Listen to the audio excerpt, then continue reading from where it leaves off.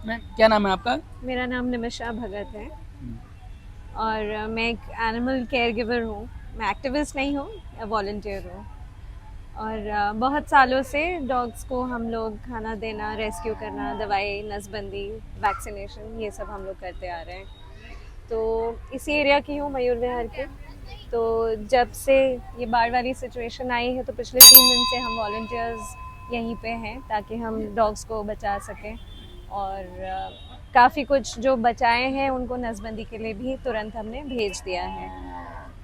Ma'am animals में सिर्फ dogs का ही आप रेस्क्यू करती हैं, मेडिसिन देती हैं, या फिर और जितने एनिमल्स आते हैं जैसे गाय हुआ या फिर और जानवर हुए? हम सारे ही जानवरों को रेस्क्यू करने की कोशिश करते हैं। ट्रीटमेंट कुछ चीज़ों में जिनमें हमें आइडिया नहीं है उसमें फिर हम एनजीओज़ को या जो ऑन साइट ट्रीटमेंट करने वाले वेट्स हैं उनको हम बुलाते हैं। गाय का रेस्क्यू जनरली बहुत आसान नहीं होता है क्योंकि लार्ज एनिमल है, तो गाय को रोकना अपने आप में एक बहुत बड़ा चैलेंज होता है। उसके लिए जो कुछ पैरावेट्स हैं, वेट्स हैं जो आ जाते हैं ट्रीटमेंट के लिए। कई गौ सेवा संस्थाएं हैं, वो भी आ जाती हैं टाइम पे। कई बार नहीं भी होता है, 5-5, 7-7 घंटे लग जाते हैं। हम सड़क पे वेट करते हैं कि कोई आ जाए और तब तक हम गाय को ट्रैक करते हैं, उसको नज़रों से ओझल नहीं होने देते हैं। जिस तरीके से यहाँ पर दिल्ली में पिछले कई दिनों से और कई इलाकों में बाढ़ आया हुआ है, और आप देख रही होंगी कि क्योंकि मैं कई जगह पर गया तो जानवर को रेस्क्यू करने वाले बहुत कम मिले। लोगों को रेस्क्यू करने वाले तो कुछ मिल गए, लेकिन एनिमल्स को रेस्क्यू करने वाले बहुत कम मिले।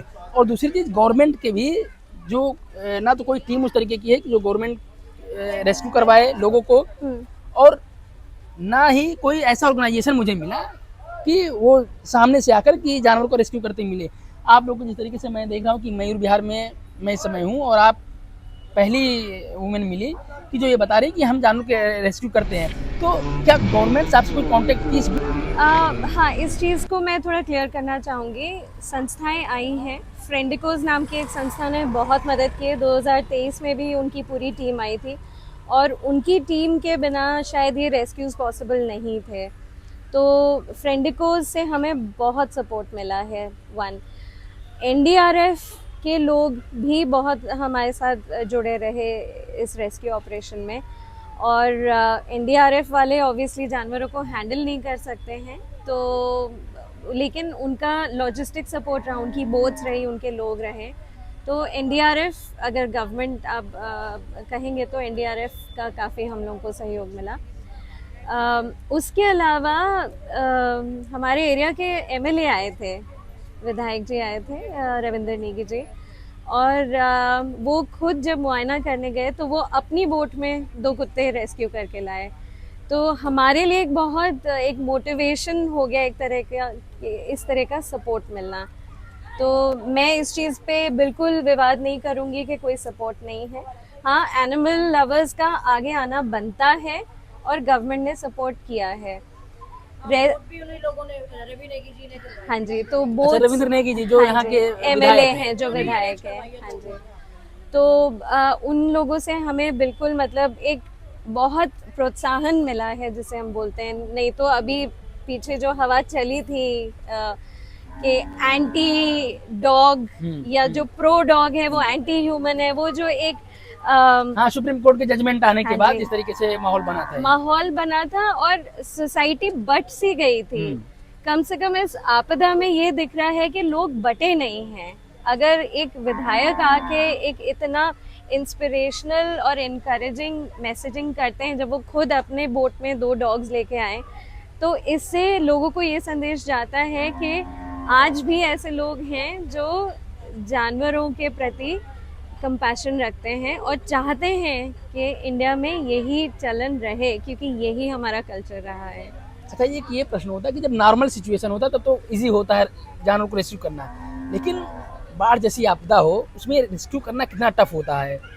रेस्क्यू करना बहुत टफ होता है ऐसे टाइम में, क्योंकि हाँ, करना, उनको बहला फुसला के एक बाढ़ वाली स्थिति में उनको शांत रखना, बोट में लाना, एक एक स्टेप बहुत चैलेंजिंग है। गाय जो है या गाय के बछड़े जो हैं, वैसे नेचुरल स्विमर्स माने जाते हैं गाय भैंस, लेकिन जो बच्चे हैं वो थक जाते हैं। तो एक गाय जैसा जानवर को बोट में लोड करना बहुत ही मुश्किल है। एंड जिन लोगों ने किया है, हैट्स ऑफ, मतलब ये एक इतनी मुश्किल रेस्क्यू होता है एक आपदा में कि जो लोग हिम्मत नहीं हारते हैं और रोज़ 8, 9, 10 घंटे के बाद अगले दिन फिर आते हैं रेस्क्यू के लिए, ये एक छोटा काम नहीं है। ये जैसा दिख रहा है कि कुछ मेडिसिन वगैरह दिख रहा है यहाँ पर। हाँ जी। तो आप यहाँ पर लाकर मेडिसिन यहाँ रखी हैं, तो यहाँ पर जानवर को लाती हैं, कहीं और ले जाकर रेस्क्यू करती हैं? जो रेस्क्यू, देखिए हमारी प्राथमिकता है कि जहाँ पानी है वहाँ उनको हटा के सूखे एरिया में पहले लाया जाए। जब वो पकड़ में आते हैं और लाए जाते हैं तो ये देखा जाता है कि किसी की कहीं तबीयत तो ख़राब नहीं है, कोई चोट लगा हुआ, घायल तो नहीं हो गया। जो चोट लगे घायल हैं उनको फिर इलाज के लिए भेजा जाता है। जिनको छोटी मोटी चोट है उनको तुरंत यहीं पे फर्स्ट एड देके यहीं पे अब खाना पीना दिया जा रहा है। जब पानी नीचे चला जाएगा तो ये धीरे धीरे वापस चले जाएंगे।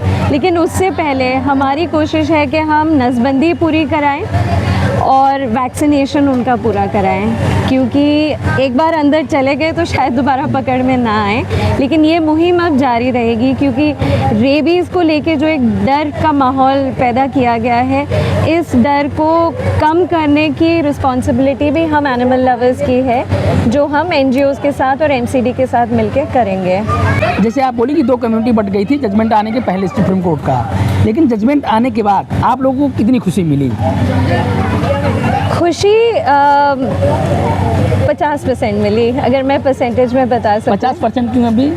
क्योंकि इस जजमेंट में अभी भी बहुत चीज़ें हैं जो और ठीक की जा सकती हैं। जैसे एक अग्रेसिव डॉग्स का क्लॉज है। अग्रेसिव डॉग्स के लिए बोला गया है कि उनको तुरंत उठा के बंद कर दिया जाए, लेकिन ये पुष्टिकरण कैसे होगा कि डॉग अग्रेसिव है कि नहीं? इसका जो पूरा प्रोटोकॉल है वो ABC रूल्स 2023 में दिया गया है। तो क्या ये पुष्टिकरण किया जाएगा, या लोग कोई भी फ़ोन करके बोलेगा जी ये डॉग अग्रेसिव है उठा लो? तो इसमें जो मतलब कोई भी डॉग है वो उठवाने का एक वो रह गया है।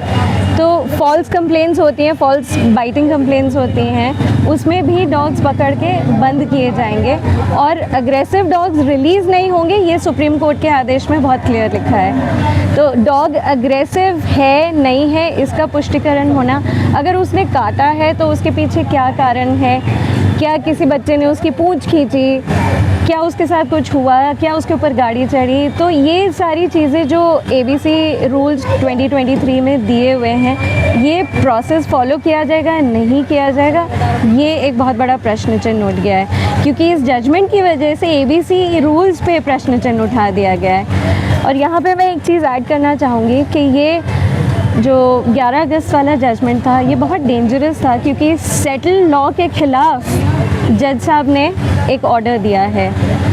तो ये एक प्रेसिडेंट सेट हो गया है कि क्या कोई जज एग्जिस्टिंग कानून के ख़िलाफ़ जजमेंट दे सकते हैं। आज इस कानून के ख़िलाफ़ जाके जजमेंट दिया गया, कल कुछ और। तो क्या ये जो एक चलन बन सकता है, क्या ये होना चाहिए? क्योंकि ये डेमोक्रेसी का अंत होगा। इंडिया जो वर्ल्ड का लार्जेस्ट डेमोक्रेसी कहलाता है, अगर ऐसे लॉज चेंज होने लग जाए एक जजमेंट के बिना पे, तो हम डेमोक्रेसी कहलाने के हकदार नहीं रह जाएंगे। तो इसीलिए इस जजमेंट को बहुत तरीके से भी जो फीडर्स के साथ जो हो रहा है इस टाइम पर, तो इस जजमेंट के बाद क्या हुआ है, अब लोग खुलेआम कानून अपने हाथ में लेने लग गए। महिलाओं की जगह जगह पिटाई हो रही है क्योंकि वो खाना खिलाते हैं। तो अब महिलाओं की पिटाई हो रही है, खून खराबा हो रहा है सड़कों पे, लोगों को डर खत्म हो गया है। क्यों? क्योंकि एक जजमेंट का उनको सपोर्ट मिल गया है। अच्छा, डॉग और एनिमल रेस्क्यू के साथ आप बेबी फीडिंग भी आप लोग करवाती हैं? हाँ जी, फीडिंग उसमें कैसे बच्चों को चिन्हित करती हैं और कैसे बच्चों को लेकर आती हैं फीडिंग करवाने वाले बच्चों को? नहीं यारो नाव से नहीं, हम लाते नहीं हैं डॉग्स को। डॉग्स का जो बिहेवियर है, आप जा रहे हो उस बिहेवियर में हल्का से आज का तो डॉग्स अपनी टेरिटरी छोड़ के नहीं जाते। 4 दिन से जो अपनी बाय नहीं, अभी रुको। रुक जाओ भाई, ये असली डॉग्स जो है अपनी जगह छोड़ के कभी नहीं जाते हैं, तो उनको आप ला नहीं सकते हैं। परसों से उनको जो है वहीं पे खाना दिया जाता है जहाँ वो कंफर्टेबल हैं। अभी फ़िलहाल वो अपनी जगहों से हट चुके हैं, लेकिन अभी भी उन्होंने अपने अपने पॉकेट्स बना लिए कि यहाँ हम सुरक्षित हैं, सूखी जगह, तो वहीं पे खाना जाके दिया जा सकता है। उनको हम एकत्रित नहीं करते हैं, क्योंकि ऐसे में आपस में भी लड़ाई हो सकती है और आसपास कोई घूमेगा तो गलती से उनको भी नुकसान हो सकता है। तो उनको वहीं खाना दिया जाता है जहाँ जहाँ वो मौजूद है।